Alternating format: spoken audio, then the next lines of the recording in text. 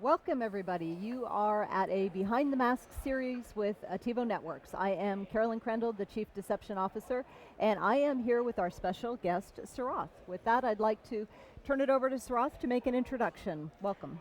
Thank you very much. My name is Sarath Geethakumar. I'm a security practitioner, and I have been a long time consumer and customer of deception technology, specifically Attivo's deception technology. Uh, Being a security practitioner, I've mostly spend my time in offensive security, and that's where I realized the importance of deception technology and how we could adopt that into our day-to-day. Excellent. Yes. So Sarath comes to us with really great experience of having used deception technology, run it through its paces, and so I'm very excited to have him as a guest here today on the show. So without further ado, why don't we kick things off and say, how would you describe deception technology and the type of value organizations can see from deploying it? Definitely. I think, as I mentioned, I've always been on the offensive side of security. Every attacker engages in attacking an enterprise. There is always deception involved. Whether it's phishing, drive-by downloads, APTs, or targeted attacks, attackers don't play fair. They deceive and they want to get a foot in the door. Historically, the security industry has, for various reasons, always wanted to play fair, and they didn't want to engage in deception, which always put the protectors or defenders at a disadvantage. That's where, with my background and experience in offensive security, I feel deceptive technology or deception as a platform is a game changer as we go forward in the world of cyber attacks, and as we go forward with initiatives like active defense and want to protect enterprises against nation state or privately sponsored attacks. Um, I think the value it brings to any enterprise, the ROI is immediate. Unlike any other technology that I've seen, deception has a very immediate return of investment when you start integrating that into your networks and systems and so on and so forth.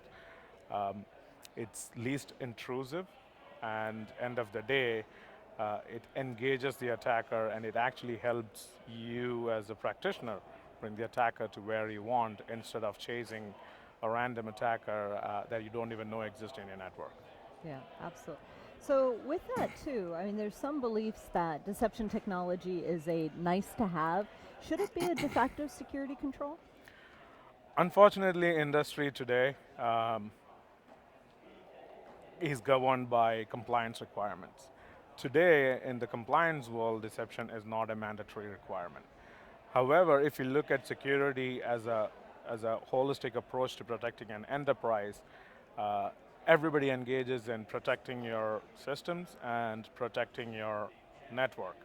But there's a big gap between the two. That is, when somebody is inside your network and they're moving across, there is a big gap, that a void that is not filled today. I foresee that over the course of several next several years, deception technology is going to be a mandatory requirement for every CISOs or every board.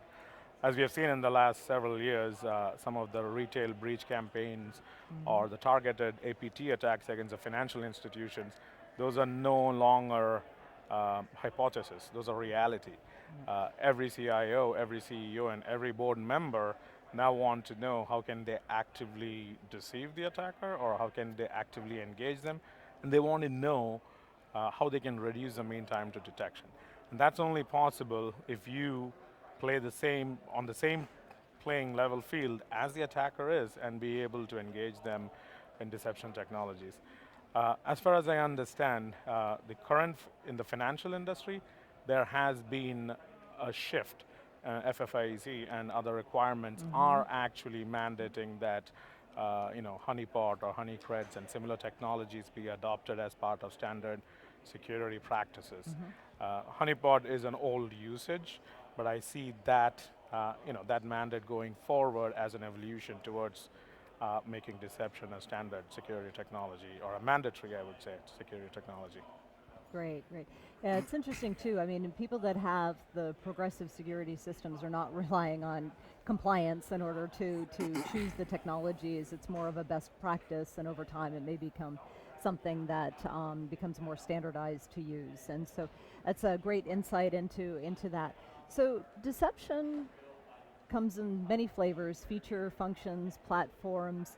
When you looked at deception technology, what was important to you? What criteria did you use? And what did you find in your evaluation of these technologies? A true deception platform is one that can engage an attacker all the way from point of entry till they get to where they want to get to. I mean, no attacker wants to attack an enterprise unless they want some data. So true deception platform, or if you truly want to realize the value of deception, then the technology or platform needs to engage all the way from the point of entry, which can be a laptop, to in your systems in your network, your servers, your cloud platforms, your databases, your network, and even being able to detect data movement or data exfiltration. Sure. Yep. We looked at deception technologies or the deception industry as a whole. It's an emerging technology field, and there are different combinations of different combinations of areas of focus being adopted by different companies. But one of the things that we liked about Attivo networks and the technology was the focus on the endpoint, as we call the honeycreds, the focus on the network, the ability to deploy decoys, and the relative ease with which it can be stood up while also engaging in what we call honey documents, which can even be useful for detecting data exfiltration. Having served as a red team member for several financial and fintech organizations, I can tell you the when an attacker enters a network, he or she is not looking for a 0 day, or no, they're not looking at making a lot of noise. What they want to do is they want to remain silent, they want to remain covert, and they want to be in and out as fast as possible. An attacker looks at emulating the behavior of the user of the system that they just compromised. So a good deception technology is one that can engage the attacker right from with that mindset, right from the point of entry all the way till the end, and keep them engaged or entertained, if you may, while actively monitoring them. It becomes a very strong tool for the hunt teams or the blue teams.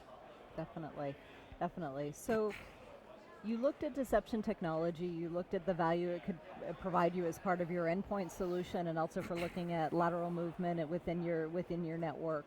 But you still have a lot of priorities in deciding what type of security controls you would deploy. So what made you choose to prioritize deception, and did you have to go about getting new budget, and if so, how did you justify it versus did you already have budget that you planned in to allocate towards a deception deployment? Sure, great question. Priorities is always, it's a trade-off, right? End of the day, if I'm not compliant, but I do something else, and I tell my board that, hello, I'm not compliant per the industry regulations and requirements, but I did something else, that may not be a good story to say. Maybe not. But today, we're not living in a world of hypothesis anymore. Breaches and active cyber attacks against whether it's a government entity or a private organization, it is real. Every board member, every CEO, every CIO is concerned about the implications of a breach. No CFO wants to be in the front page of Wall Street Journal saying that they did not approve funding for a key security capability, and because of which the company was breached. So the senior leadership or the executive leadership and companies do understand the importance, and how we position deception is what matters in helping secure the support from the management. What I have seen is, the commonly used terms like east-west traffic or east-west detection, lateral movement. These have become common terms in boardrooms. Board members and executive leadership are no longer unaware of this.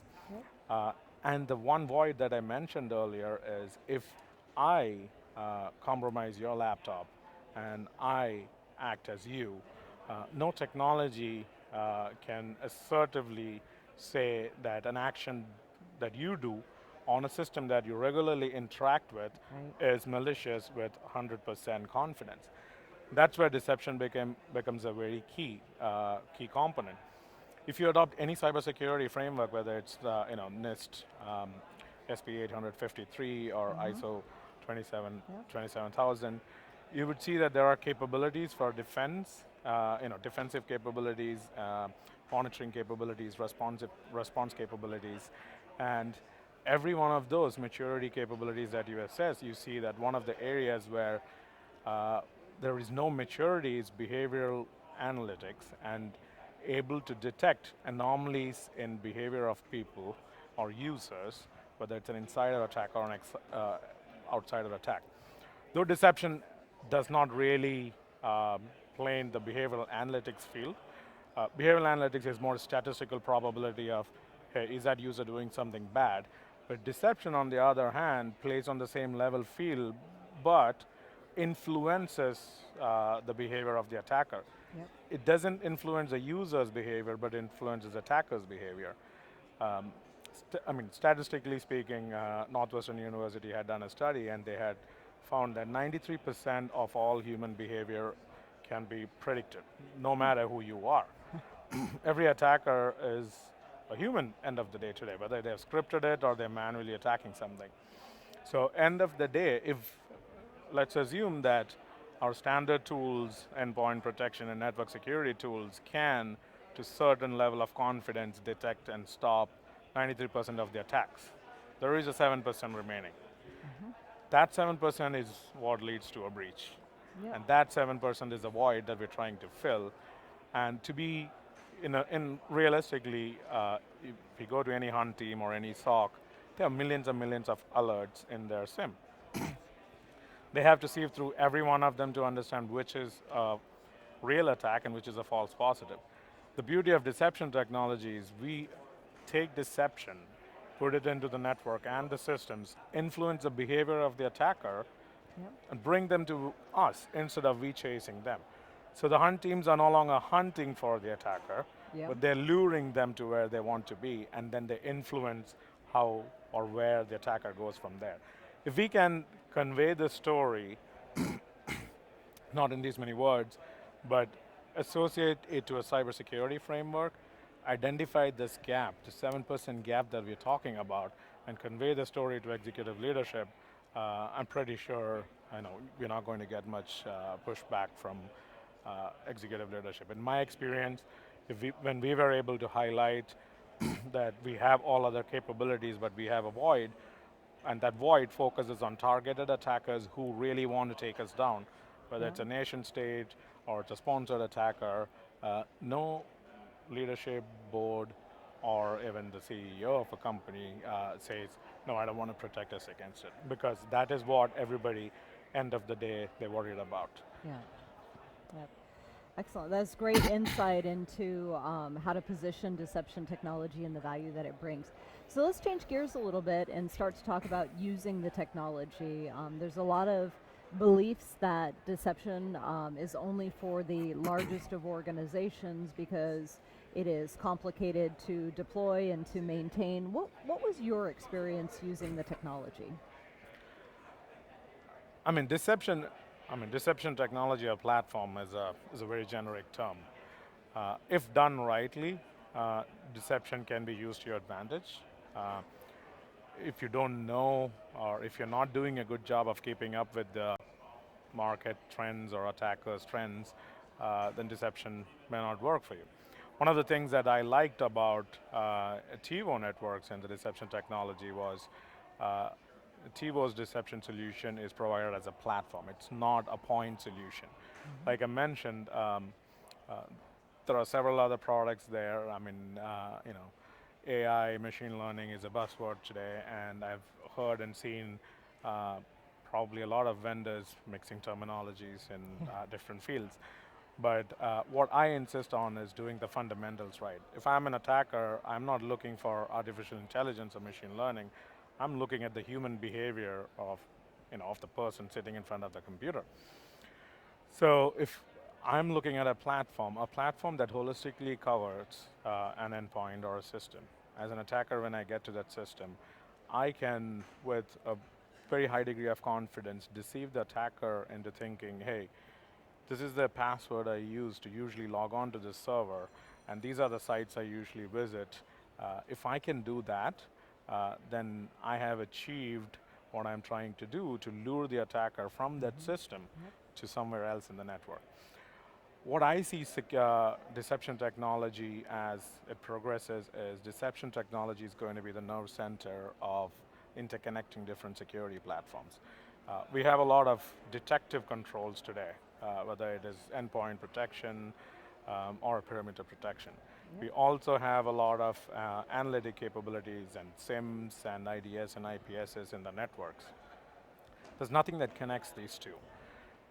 If I have my bait or my deception credentials deployed on an endpoint, and an attacker takes the bait, and let's say we lure them to a server that we control, at that point, it's a 100% incident or a breach or potentially an insider attack.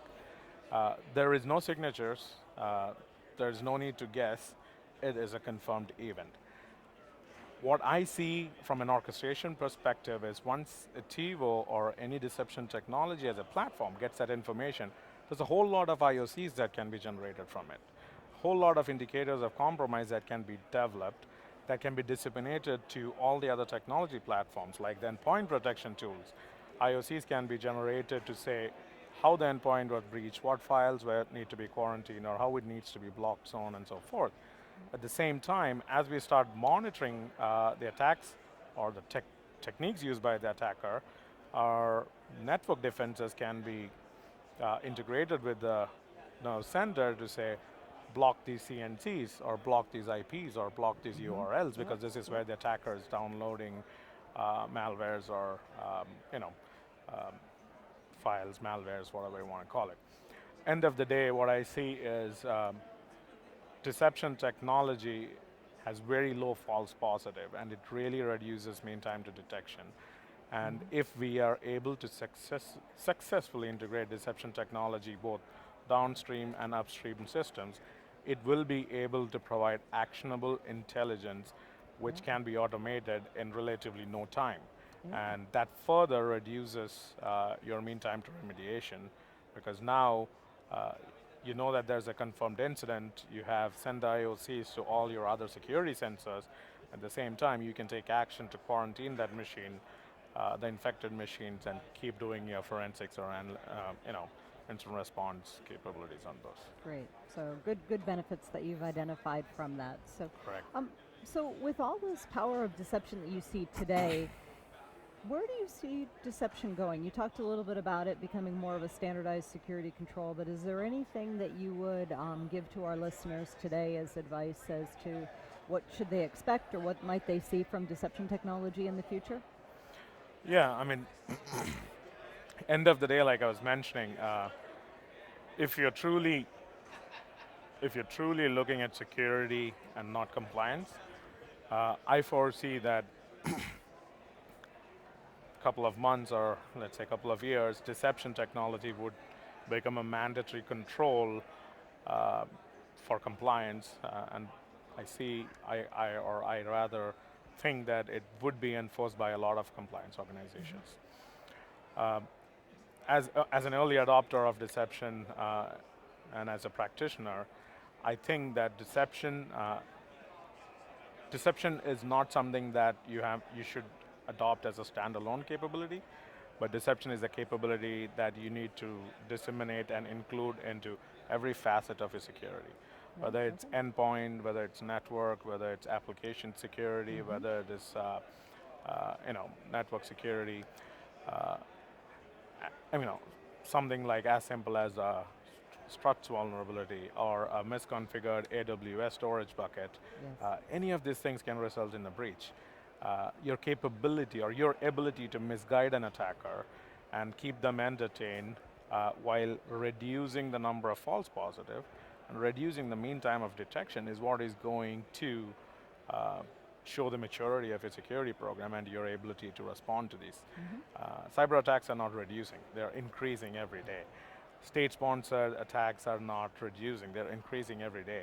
The only way you're going to be effectively able to combat these kind of attacks are to be able to dissuade them from attacking you.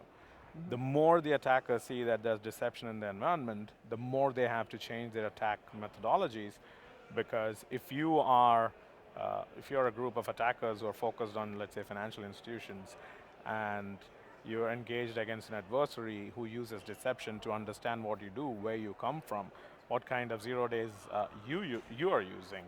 And if we use that and feed it into threat intelligence feeds across the industry, and everybody knows about it, it is not good for the attackers.